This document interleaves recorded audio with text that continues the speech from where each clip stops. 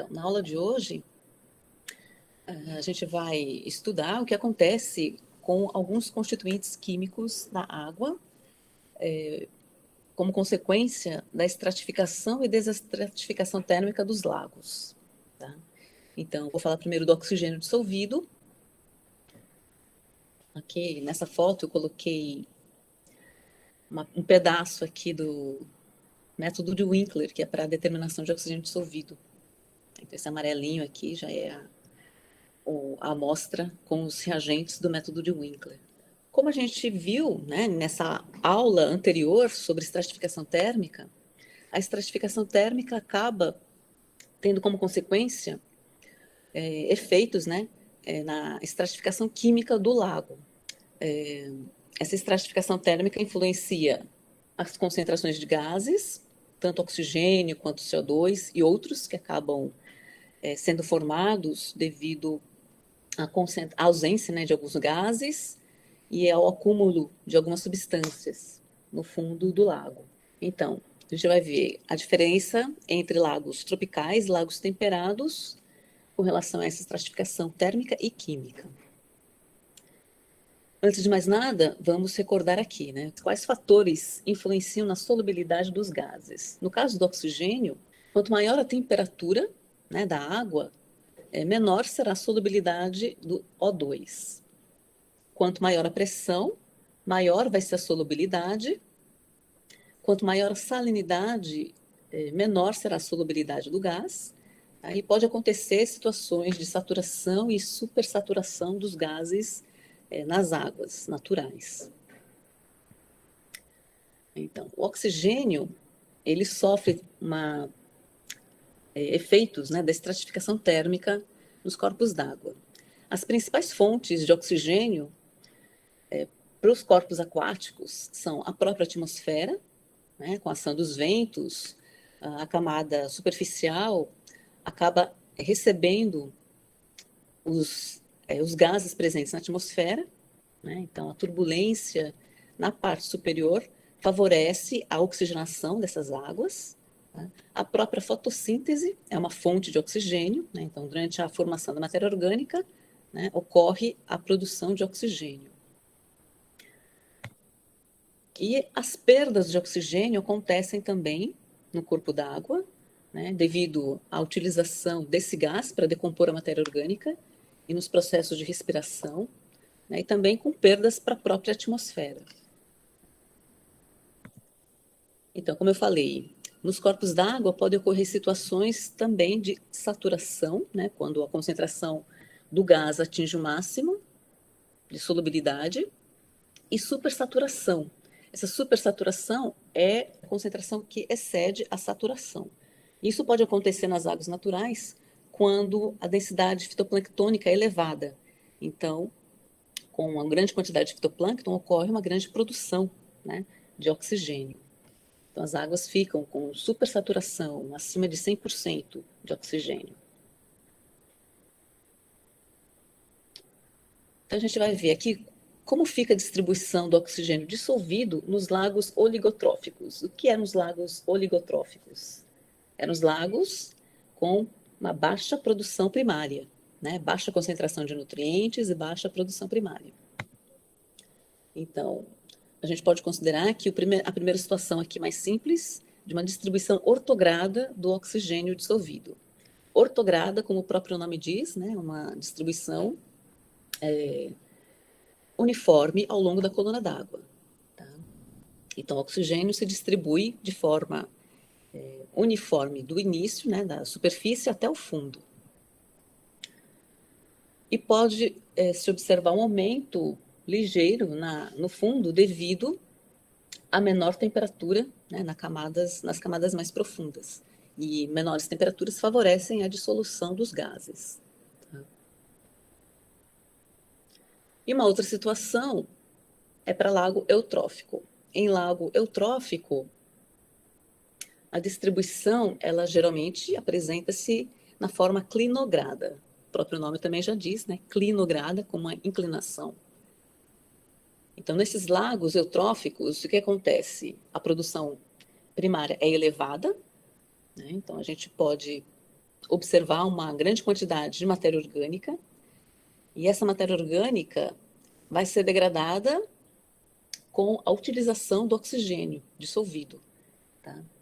Então, lagos estratificados, eles acabam fazendo com que o hipolímnio, lembra do hipolímnio da aula passada, da aula que eu coloquei, né, para vocês?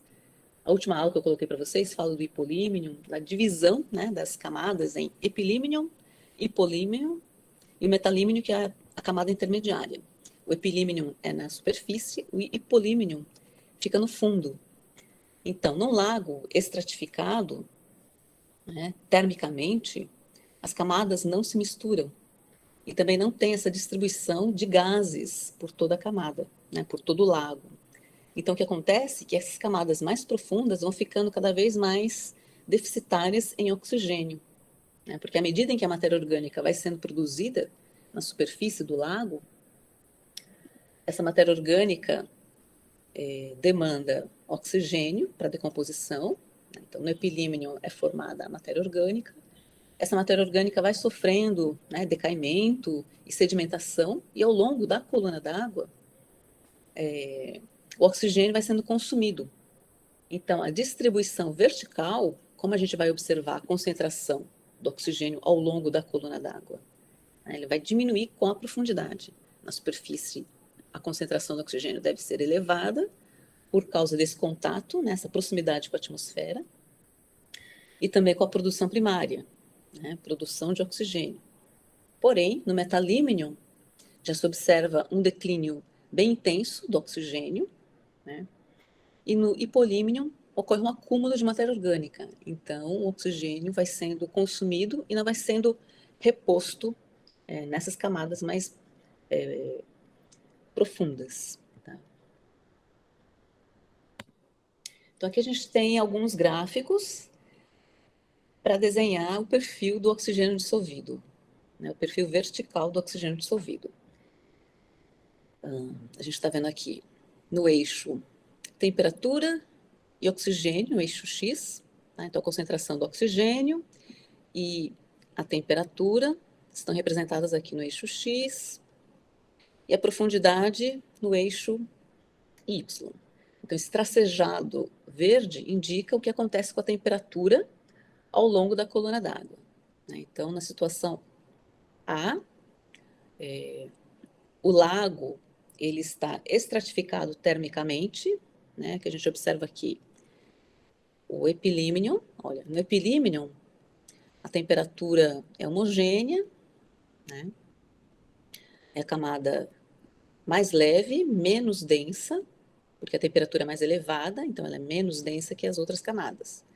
Essa camada intermediária é o metalímnio, né, e a camada profunda, o hipolímnio. Então, é isso que a gente observa em cada uma das camadas com relação à temperatura. Temperatura maior na superfície, um gradiente de temperatura no metalímnio. Esse gradiente de temperatura é o que a gente chama de termoclina. Tá? Aí, no fundo, a temperatura é baixa e praticamente homogênea. Né? Então, o que acontece com o oxigênio nessa situação? Se o lago é oligotrófico, a distribuição do oxigênio é ortogrado, uma distribuição ortograda, né? Não ocorre consumo do oxigênio, porque a produção primária é baixa, né? Então não há uma necessidade, uma demanda de oxigênio para ocorrer a degradação da matéria orgânica. Tá? Então a concentração do oxigênio permanece constante ao longo da coluna toda. Tá? Isso é uma situação para lago oligotrófico. Tá? E depois aqui, na situação B, também a gente observa uma situação de estratificação térmica, né? Toda vez que vocês observarem o perfil desses para temperatura, né, significa que ocorre uma estratificação térmica. Né? Então, ali é ortogrado. E aqui, nessa situação, para um lago eutrófico, na superfície, ocorre uma intensa produção primária, né? Então, a concentração de oxigênio é elevada, tá? Porém, à medida em que a matéria orgânica vai sendo sedimentada, né, essa matéria orgânica acaba demandando oxigênio para a degradação, né, dessa matéria orgânica. Por isso, essa redução na concentração do oxigênio dissolvido. Tá vendo? Concentração do oxigênio dissolvido a gente acompanha pelo eixo X aqui, né? Quanto mais à esquerda, menor a concentração do oxigênio dissolvido. Então, a gente observa um perfil semelhante a esse, que é o chamado clinogrado, tá? Para o oxigênio, concentração baixa no fundo, no hipolímnion, né? Esse é o hipolímnion, aqui no fundo.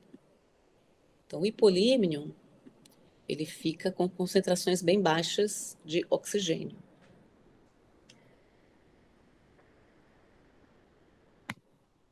Que nessa outra situação, a gente pode supor, também, né, ocorre estratificação térmica, aqui é o epilímnion,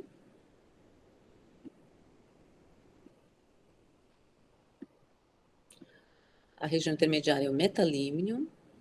Então, nessa situação, a gente observa um máximo, né, de oxigênio nessa região do metalímnion.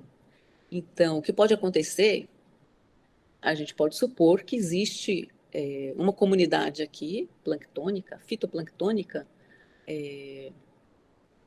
predominante nessa região do metalímnion. Tá? Isso faz com que a produção do oxigênio seja elevada.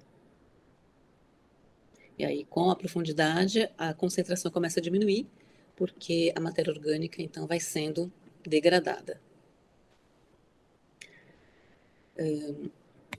Então, a gente tem uma situação de perfil heterograda positiva. Esses nomes todos aqui não são necessários de decorar, tá? Mas, como parte do vocabulário, né, para a limnologia, é interessante saber entender. Esses aqui, sim, ortograda e clinograda é o que a gente acaba usando mais, né? Mas é importante vocês lembrarem desses nomes aqui. Os demais são situações mais peculiares. Né? Nessa outra situação, que é a heterograda negativa, ocorre o inverso dessa situação anterior. Né? Então, aqui no metalímnion, epilímnion, camada superior, metalímnion, camada intermediária, a gente observa esse mínimo de oxigênio. Tá? Então, aqui provavelmente ocorreu um acúmulo, né, de matéria orgânica que acabou provocando esse consumo mais intenso aqui do oxigênio. Tá? E para essa última situação, aqui a gente tem também uma situação de estratificação térmica, né? É só acompanhar a linha verde para perceber o que acontece com a temperatura. Então, na superfície, temperatura mais elevada, um gradiente de temperatura, e depois temperaturas baixas e mais homogêneas no fundo. Então, aqui no fundo, existe um máximo, né, de uma produção aqui intensa de oxigênio. Isso aqui pode ser resultado de alguma intrusão de massa d'água, né, ou água subterrânea oxigenada, que levou a esse perfil particular aqui do oxigênio, uma distribuição anômala. Então, são várias situações que podem acontecer com os gases, né? Algumas dessas situações estão bem relacionadas aqui com a estratificação térmica, porque a estratificação térmica acaba fazendo com que ocorra uma limitação muito grande na troca de matéria entre as camadas. Né? Não há uma distribuição homogênea das substâncias presentes no lago. Tá? Então, geralmente, quando a gente vai estudar corpos d'água, o que a gente faz é um levantamento desses parâmetros básicos, né? Temperatura, salinidade, pH, gases dissolvidos. Então, isso faz com que a nossa interpretação, né, e a nossa compreensão dos processos biogeoquímicos sejam mais completos, quando a gente tem esses parâmetros para comparar, né, a diferentes profundidades.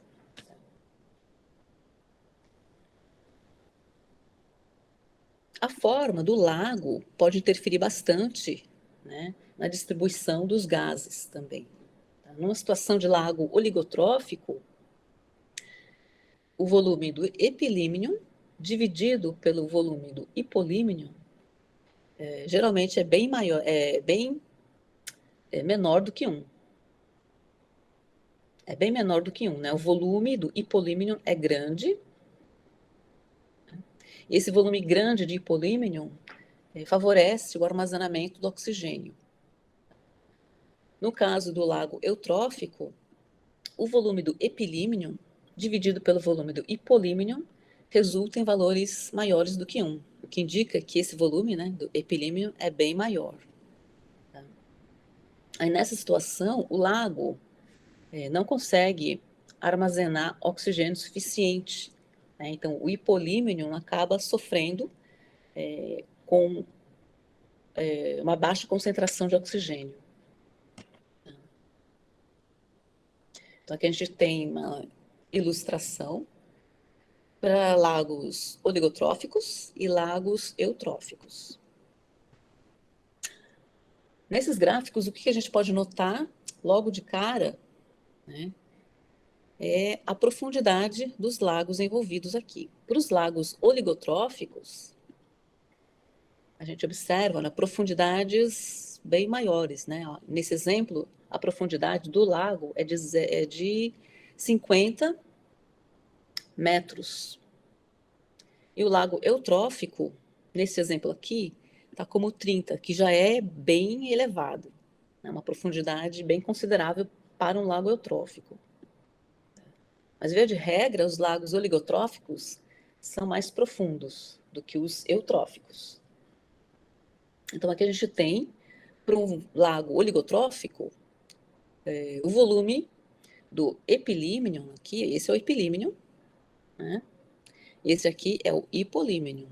Então, o volume do epilímnion dividido pelo hipolímnion resulta em valores, né, menores do que 1. Tá?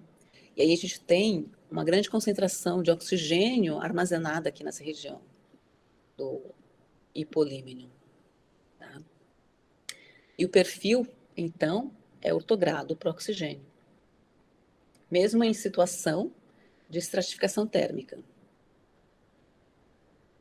Aí para o lago eutrófico, a gente pode observar a estratificação térmica, né? O volume do epilímnion é maior do que o volume do hipolímnion. Então, o oxigênio que fica na região profunda não é suficiente, né, para manter o metabolismo do lago. Aí o perfil que se observa para o oxigênio é o clinogrado, então. Concentração elevada na superfície, com um decréscimo ao longo da coluna d'água. Tá? E observem aqui, sempre, nessas ilustrações e gráficos, a escala que é empregada. Aqui no caso, olha, é miligrama de oxigênio por litro, a escala para o oxigênio. Aqui também tem a escala da temperatura, em graus Celsius. Tá? Vocês podem observar, então, olha, a temperatura na superfície desse lago, né, os 18 graus Celsius na superfície, e a temperatura vai caindo e atinge até 5 graus Celsius no fundo.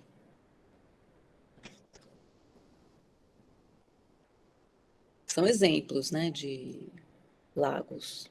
Não significa que todo lago vai ter exatamente essa temperatura e essas concentrações de oxigênio. Tá? Muito bem. Aí na aula passada também, eu tinha colocado algumas classificações de lagos com base na circulação, tá, que eles apresentavam. Então, para lagos meromíticos, a circulação ela não é completa, não alcança a coluna toda. E isso acontece geralmente para lagos muito profundos. Tá? Então, a força dos ventos não é suficiente para provocar turbulência que chegue, né, até regiões mais profundas do lago. Então, o lago ele não fica homogêneo com relação a gases também. Né? Então, só na camada superior desse lago meromítico é que se observa concentrações suficientes de oxigênio. Né?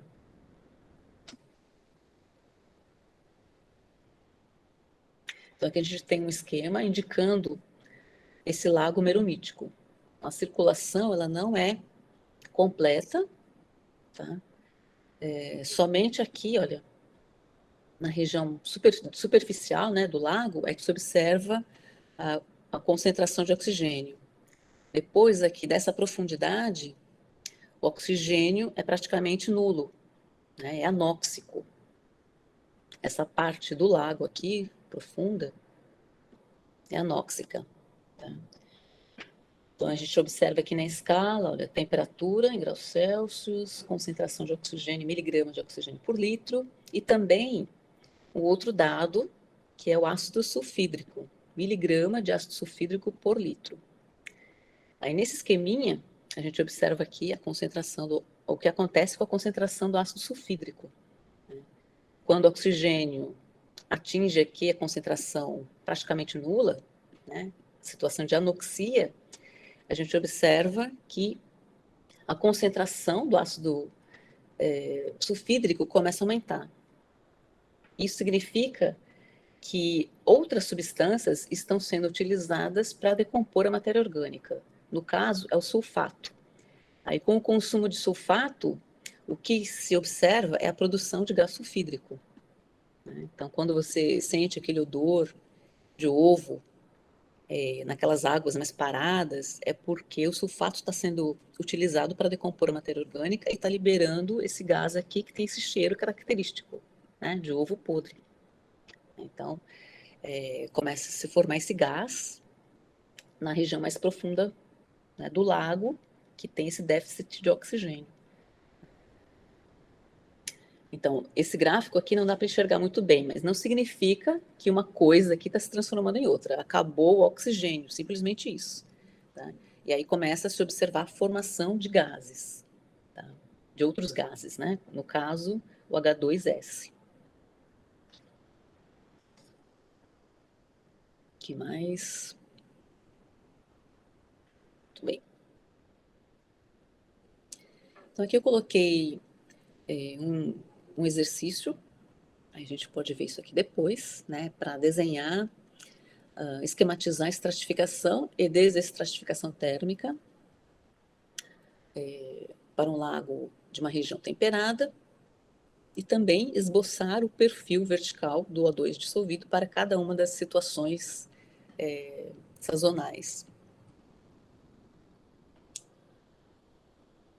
E para regiões tropicais, lagos situados em regiões tropicais, eles não seguem o padrão da produção primária, não refletem, né, a produção primária, o que é diferente dos lagos de regiões temperadas. Então, a concentração do oxigênio dissolvido varia muito em lagos de regiões temperadas em função, né, do estado trófico. Né? Se há uma produção primária intensa em lagos de regiões temperadas, ocorre uma influência muito grande, né, no perfil do oxigênio dissolvido. Agora, no caso de lagos tropicais, essa situação é diferente. Tá? Porque as temperaturas geralmente são muito elevadas em comparação com os lagos temperados. Então, as águas apresentam temperaturas bem mais elevadas. Tá? As taxas de respiração e decomposição de matéria orgânica também são muito mais elevadas nessas condições de temperatura elevada. Então, o déficit, né, o consumo de oxigênio no hipolímeno dos lagos de regiões tropicais não depende do padrão de estratificação da coluna d'água e nem da biomassa fitoplânctônica. O perfil do oxigênio dissolvido nos lagos tropicais depende principalmente da temperatura e da morfometria do lago. Então, aqui a gente tem dois exemplos para ilustrar essa situação. Então, a gente tem aqui um lago de uma região de clima temperado e um lago de uma região tropical. Vocês podem observar aqui, olha, que a produtividade primária para o lago temperado corresponde a 110 miligramas de carbono por metro quadrado por dia, enquanto que a produtividade primária do lago tropical é bem semelhante, tá? É bem comparável, né? É 120 miligramas de carbono por metro quadrado por dia.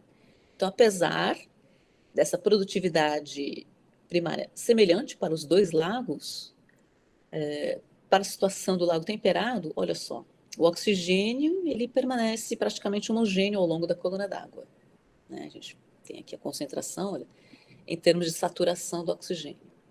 Não varia muito, né? Está em 110 até 100. Tá? Então, não varia muito aqui a concentração do oxigênio ao longo da coluna d'água para esse lago da região temperada.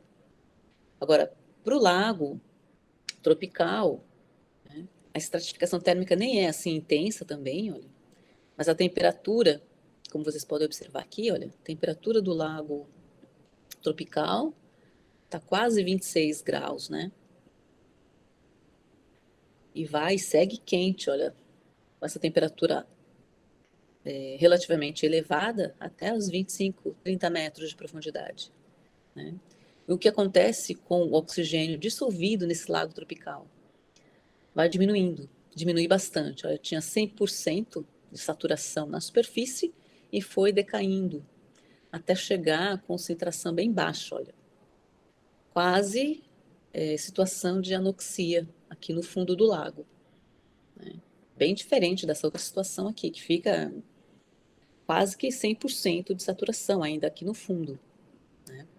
E observem a profundidade do lago tropical, 30 metros de profundidade, e o lago da região temperada, 60 metros. Tá? Então, a morfometria é também importante nesses casos, né? A profundidade do lago também vai fazer com que haja um maior acúmulo, né? No caso aqui do lago temperado, você tem um maior volume de água para estocar o oxigênio. Então, o que mais? Aqui a gente tem a variação da temperatura. A temperatura no lago da região temperada vai de 15 graus até 5 graus no fundo, né? Enquanto que no lago da região tropical não oscila muito, fica em torno de 26 graus até o fundo. Olha. Então, isso aqui é para destacar bem o papel, né, da temperatura na distribuição do oxigênio em lagos de regiões tropicais, independente da produção primária. Apesar da produtividade aqui, olha, ser bem semelhante para os lagos, né? Para um lago, a concentração de oxigênio permanece suficiente por toda a coluna d'água, enquanto para o outro lago, para o lago tropical, a gente observa um declínio na concentração do oxigênio. E isso é em função, né, das temperaturas elevadas que aceleram o metabolismo do lago. Então, os processos de produção primária é elevado, mas também a decomposição de matéria orgânica é mais elevada também.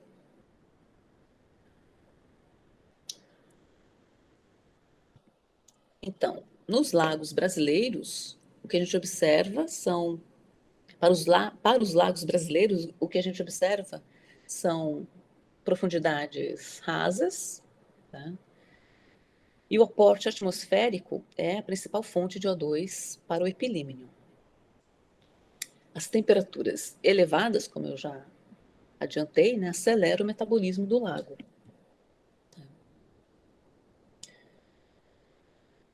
E outra coisa importante para a gente notar, né, para lagos de regiões tropicais, é com relação aos períodos de chuva e estiagem. Esses períodos de chuva e estiagem podem interferir bastante também no aporte, né, da matéria orgânica que entra nos lagos. Então, aqui a gente tem mais alguns exemplos de perfis de distribuição de temperatura e oxigênio para lagos brasileiros. Aqui no caso, este primeiro gráfico representa o Lago Poço Verde, de Minas Gerais. Este outro também, Três Marias, de Minas Gerais. O outro, Amazonas. Espírito Santo, Lagoa Iodada, Rio de Janeiro. Então, para todos esses lagos, olha, vocês podem observar as temperaturas são elevadas, né? Temperatura na superfície, olha, 30 graus, entre 20 e 30 graus aqui, 28 graus, né? Aqui também, não, é aqui, a temperatura é aqui, este aqui, 28 graus. Então, tudo em torno de 28, 30 graus de temperatura na superfície.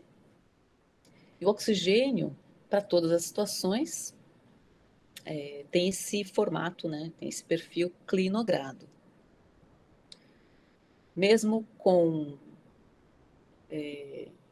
isotermia fora do lago, lagos com temperaturas homogêneas, tá vendo? E lagos também com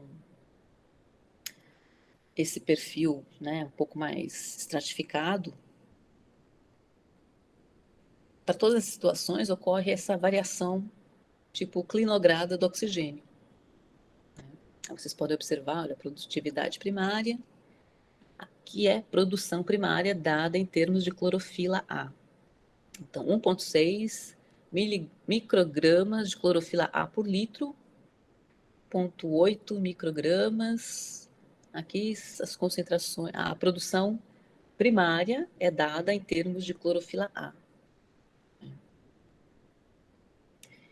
Aí vocês podem observar, olha, para esses lagos brasileiros, né, as profundidades não são tão grandes, olha, 15 metros, 40 metros é bem grande aqui, para lago brasileiro, né? Lagos bem rasos, olha, 3 metros, 5 metros, 11, né? E a situação é essa que se observa para o oxigênio. Alta na superfície, por causa do contato, né, com a atmosfera, e depois esse consumo do oxigênio em função das altas temperaturas e altas taxas, né, do metabolismo. Tá? Aí existe também esse efeito da chuva e estiagem na degradação da matéria orgânica e na distribuição do oxigênio.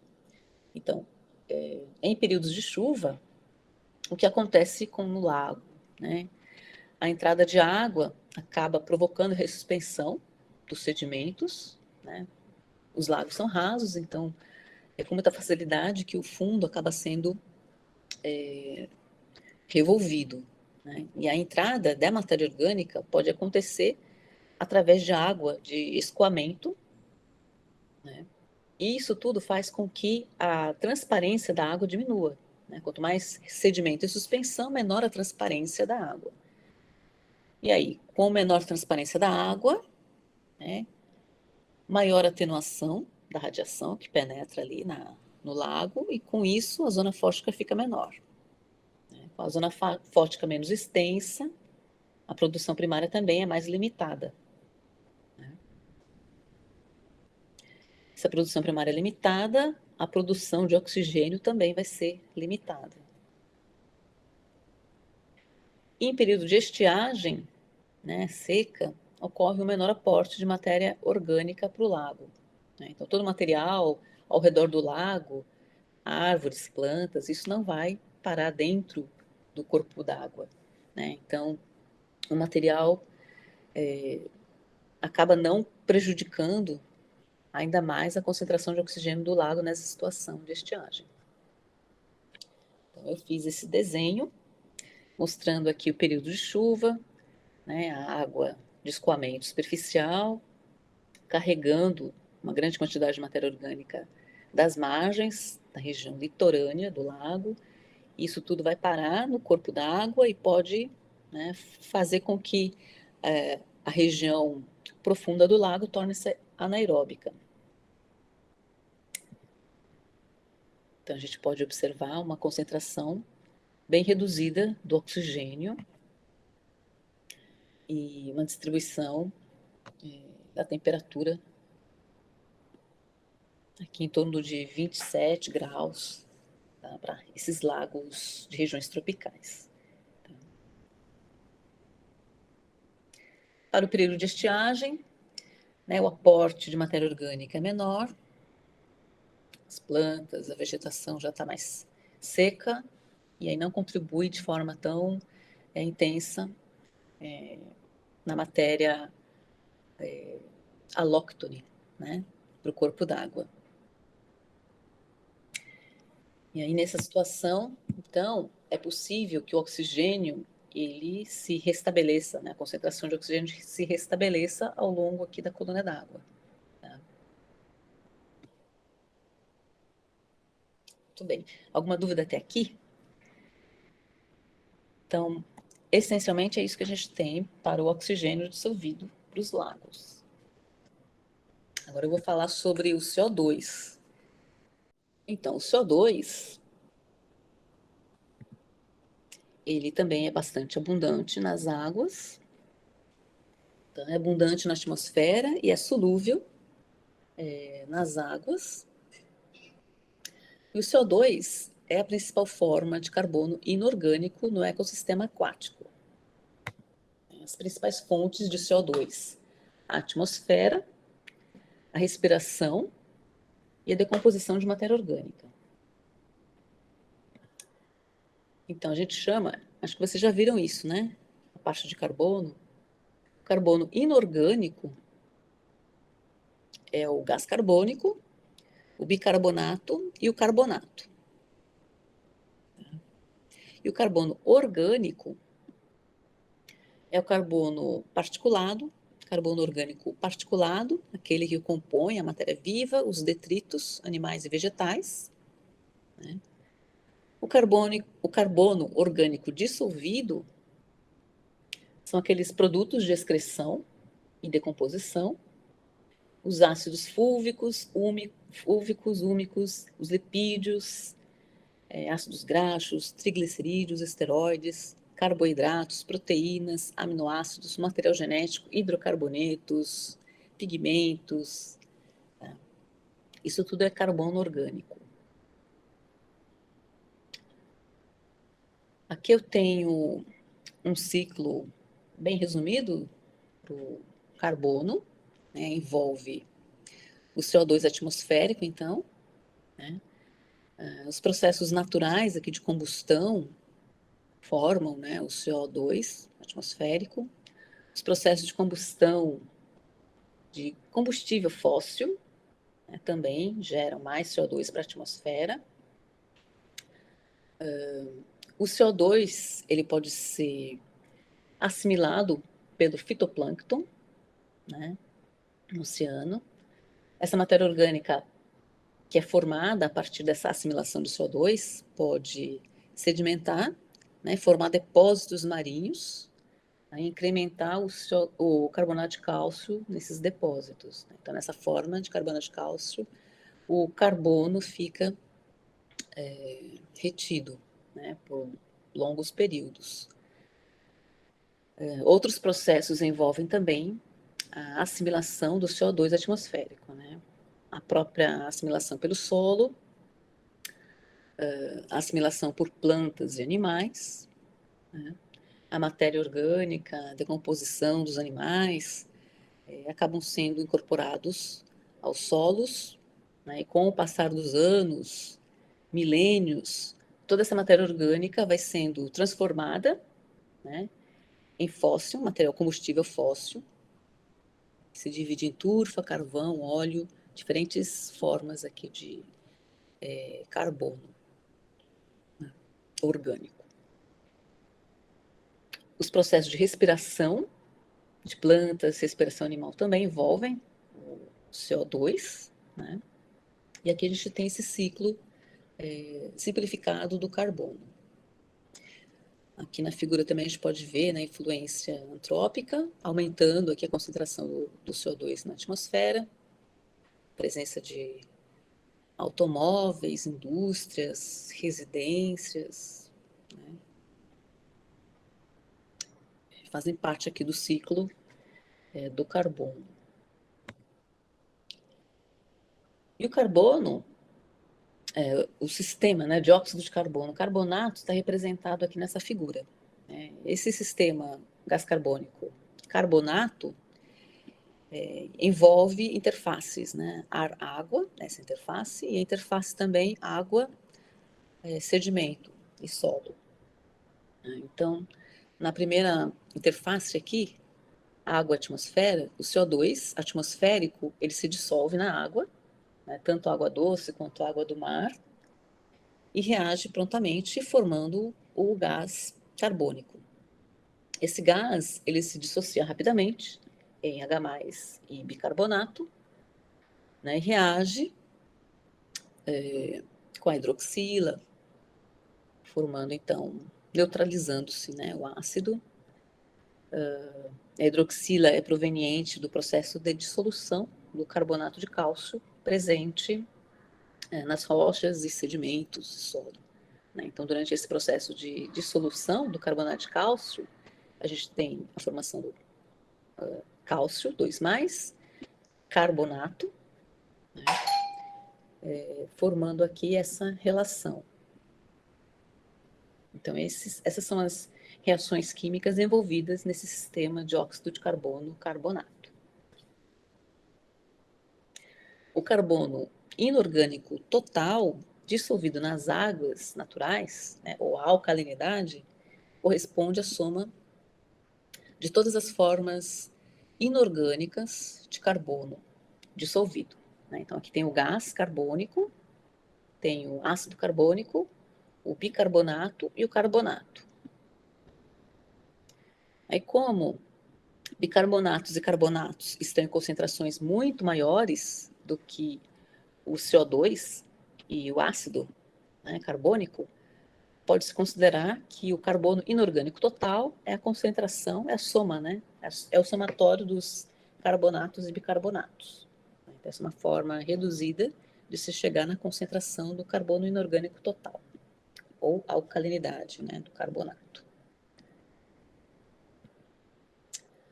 Com relação à acidez das águas naturais, o pH, vocês devem se lembrar, corresponde ao menos log da atividade do H+, né? Ou, simplificando, é o menos log da concentração de íons H+. Né? Aí, por aquelas relações químicas, a gente pode se basear aqui por essa, bicarbonato igual a H+ mais carbonato, e através da relação aqui, né, da constante de equilíbrio, a gente pode determinar a concentração do H+, ou do pH do meio. Só que aí nessa relação, a constante de equilíbrio igual a H+, multiplicado pela concentração de carbonato, dividido pelo bicarbonato, eu tenho que considerar também o carbonato proveniente da dissolução do carbonato de cálcio. Tá? Então, a presença de carbonato de cálcio acaba também influenciando o pH do meio aquático. E aqui a gente tem, em forma de esquemática também, né, simplificada, o ciclo do carbono. Então, inicialmente, a gente pode destacar o aporte de matéria orgânica por meio de águas superficiais, né, que escoam tanto na superfície e também água subterrânea, que acabam aportando o carbono orgânico dissolvido e o carbono inorgânico dissolvido para o corpo d'água. Então, essas formas de carbono acabam atingindo o lago, no caso. O CO2, né, também atmosférico, pode ser dissolvido na água do lago, né, e esse carbono, esse gás carbônico é aproveitado pelos organismos para a produção de matéria orgânica, formando então o carbono orgânico particulado, né, que gera detritos orgânicos, tanto na zona litorânea quanto liminética do lago. Essa matéria orgânica particulada, os detritos e toda a produção que é feita na zona superficial, na área, nas águas superficiais, acabam eventualmente atingindo o fundo, né, por sedimentação. Então, essa matéria orgânica particulada pode servir de alimento, de energia, para os seres que habitam aqui o fundo, né, para os bentos. Além disso, esses organismos presentes na coluna d'água, né, excretam matéria orgânica dissolvida, que pode ser assimilada, né, consumida também para a formação de mais matéria orgânica, reaproveitada, né? Ou então, esse carbono orgânico dissolvido pode ser incorporado aos sedimentos por precipitação, né? E os processos que envolvem ressuspensão aqui do fundo podem fazer com que o carbono orgânico dissolvido retorne para a coluna d'água. Outra situação, né, os processos de respiração aqui consomem o carbono orgânico, liberando o carbono inorgânico, um processo de remineralização. Esse carbono inorgânico dissolvido pode ser reaproveitado, reciclado, né, para a produção de mais matéria orgânica. Ou então, o carbono inorgânico dissolvido pode ser incorporado ao sedimento por precipitação. E aí os processos de ressuspensão do sedimento podem fazer com que o carbono inorgânico volte para a coluna d'água. Tá? E aí a gente tem também essa precipitação, né, de carbonatos de cálcio no fundo. Com relação ao carbono orgânico dissolvido para os lagos, a gente pode tipificar em termos de estado trófico. Tá? Então, os lagos oligotróficos, os pouco produtivos, têm uma concentração, né, de carbono orgânico dissolvido, em termos aqui, olha, de carbono, de 0,5 a 3. Mesotrófico, de 5 a 10. Lagos cercados por florestas, chega a ter 10 a 20 miligramas de carbono por litro, né, dissolvido. E os lagos eutrofizados, também uma faixa elevada aqui, de 15 a 30 miligramas de carbono por litro. Então, com base na concentração do carbono presente nas águas, é possível classificar os lagos em termos de estados tróficos, né? E aí, como a gente já observou, esse carbono orgânico, na forma dissolvida, é uma importante fonte de energia, tá, para os seres que vivem na coluna d'água e no sedimento. Esse carbono orgânico dissolvido altera a quantidade e qualidade da radiação. A gente viu na aula sobre radiação, né, que as substâncias orgânicas dissolvidas absorvem energia também, né, e funcionam ali como uma barreira, acabam dispersando a radiação do meio. A matéria orgânica dissolvida também pode funcionar como um quelante, como um precipitador de íons, né, e forma complexos com cálcio e com metais pesados também. Aí, quando essa matéria orgânica dissolvida, ou carbono orgânico dissolvido, forma complexos com metais, o que acontece é que isso diminui a disponibilidade desses metais e, consequentemente, diminui também a toxicidade desses metais no meio. Tá? Além disso, existem várias vitaminas que ficam nessa forma dissolvida, orgânica dissolvida, que são essenciais para certas bactérias e algas. Aí aqui eu coloquei uns exemplos de substâncias úmicas. Né? O ácido fúlvico apresenta insolubilidade em pH menor do que 2. O ácido úmico é solúvel em qualquer pH e a almina é insolúvel. Então, esse conjunto de substâncias aqui formam as substâncias úmicas, tá, do solo. Das águas, marinhas, a composição é um pouquinho diferente em termos de grupos funcionais, né? Mas aqui só para ilustrar, eu coloquei essas imagens para vocês verem a diferença aqui na coloração, né? O ácido fúlvico é mais amarelado, o úmico é mais escuro e a umina é um sólido, na verdade. Tá? E tudo isso está presente nos ambientes lacustrinos, que são importantes, né, para, como eu coloquei, né, para complexar metais e alterar a disponibilidade de diversos nutrientes. Então, essa aqui é uma estrutura, a fórmula não é exata, tá, para substâncias úmicas. Existem vários grupos funcionais aqui, hidroxilas, ácidos, vários grupos funcionais que atuam como sítios, né, de ligação para nutrientes, metais. Tá? Então, essas substâncias úmicas elas são muito importantes nos ambientes aquáticos, justamente porque controlam a disponibilidade de vários constituintes. Tá? Essa substância úmica, essa substância fúlvica, né, olha, vários anéis, vários grupos funcionais aqui. Esses grupos funcionais é que fazem a quelação. Tá? E nos ambientes amazônicos existem várias águas, né, ricas em substâncias úmicas. Todas essas praias bem escuras que vocês visitam nas férias, vão para a prática de campo, né? Tem essas águas Coca-Cola, cor de Coca-Cola, são ricas em substâncias úmicas, né? E aí eu coloquei aqui 2 gráficos para serem desenhados. Como vocês imaginam que vai ser o perfil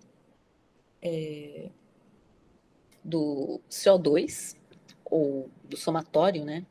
Aqui é o somatório, é o carbono inorgânico dissolvido. E o pH para lagos de diferentes estados tróficos, para o lago oligotrófico e lago eutrófico. Como vai ser o perfil do pH e do carbono inorgânico dissolvido. Bom, aqui para o lago oligotrófico, o que a gente pode imaginar? Lago oligotrófico, a produção é baixa, né? A produção primária é baixa, a concentração de nutrientes é baixa, então não favorece a produção primária. O pH não deve se alterar muito. Né? E o somatório ali, o carbono inorgânico dissolvido total, também não deve se alterar muito. Aqui na superfície a gente tem uma pequena variação, né? Mas é com relação apenas à superfície, à produção na superfície, porque tem uma disponibilidade de luz, né, suficiente, acaba fazendo com que haja essa variação nas concentrações, tanto de pH. pH um pouco mais alto indica que ocorre a formação aqui, né, de O2, consumo de CO2 e produção de O2. Se há produção de O2 é porque é fotossíntese que acontece aqui na superfície. Mas a coluna toda desse lago oligotrófico permanece praticamente constante. Tá? Essa diferença é só na região superficial. Tá?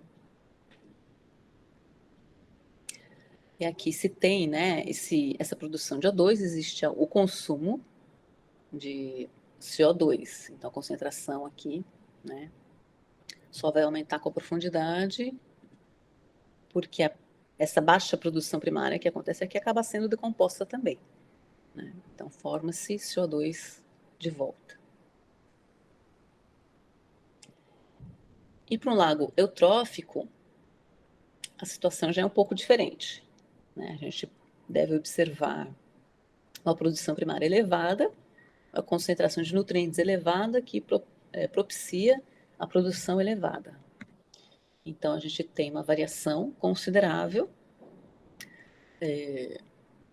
nesse carbono inorgânico dissolvido. E também no pH. Né? O pH é elevado na superfície e vai caindo até chegar no pH mais baixo no fundo.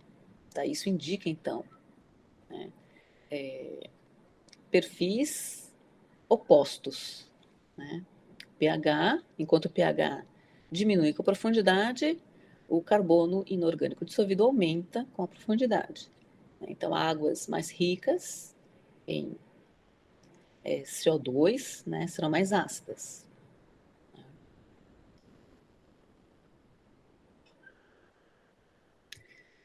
Então, como é que varia esse perfil vertical do CO2 e pH em um lago tropical e raso? A gente tem aqui esses perfis. Tá? A temperatura indica aqui uma estratificação térmica, né? E nesse lago tropical, a gente pode observar uma concentração inicial aqui, né? Devido ao contato com a superfície, a gente tem essa intrusão, né? Dissolução de CO2 na superfície. Esse CO2 ele é consumido para a produção de matéria orgânica, né? Fotossíntese, mas com a profundidade, a gente observa um retorno aqui, né? Para a fase dissolvida. Então, o CO2 acaba voltando aqui para as águas e aumenta com a profundidade. Se o CO2 aumenta com a profundidade, o pH diminui. Tá? São inversos. O perfil é inverso aqui para este e para este aqui. Tá? Aí sempre que vocês observarem esse tipo de perfil, considerem sempre que os eixos, né, indicam da esquerda para a direita o aumento no valor. Então, para um lago estratificado termicamente, nos primeiros metros ocorre o consumo de CO2 para a produção primária. Esse aumento do pH causado pela diminuição do CO2 dissolvido, ocorre aumento, né, do pH devido a esse consumo de CO2. Aí o equilíbrio gás carbônico carbonato, a gente diz que esse equilíbrio é deslocado para a direita, porque se este aqui é consumido, né, a reação ela deve ser compensada de alguma forma. Né? E ocorre esse predomínio dessa expressão aqui. É deslocado para a esquerda.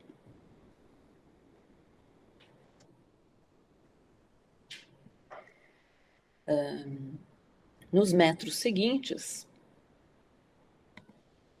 com o afundamento da matéria orgânica, ocorre a liberação do CO2 e o equilíbrio CO2 carbonato é deslocado para a direita, com consequente diminuição de pH.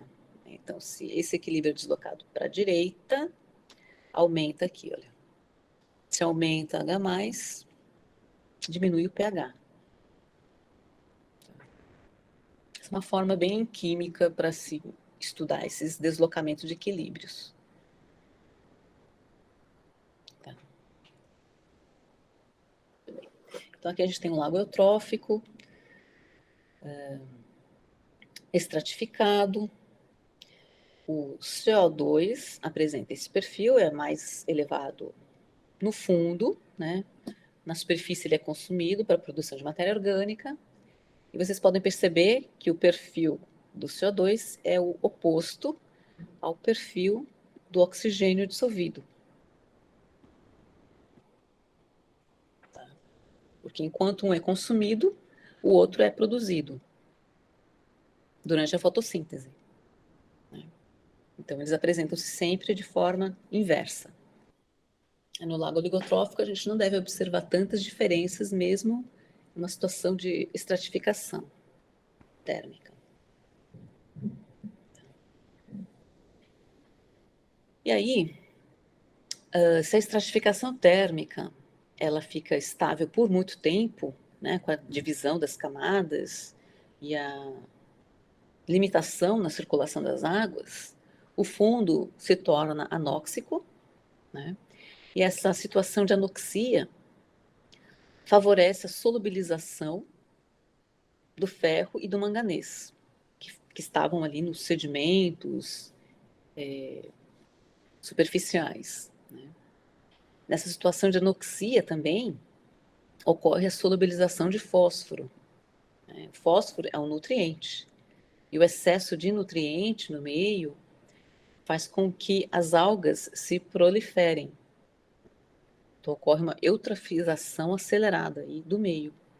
Pode ocorrer também, né, com essa produção, eutrofização acelerada, acaba-se também observando a produção de ácido sulfídrico, que é um gás desagradável por causa do cheiro.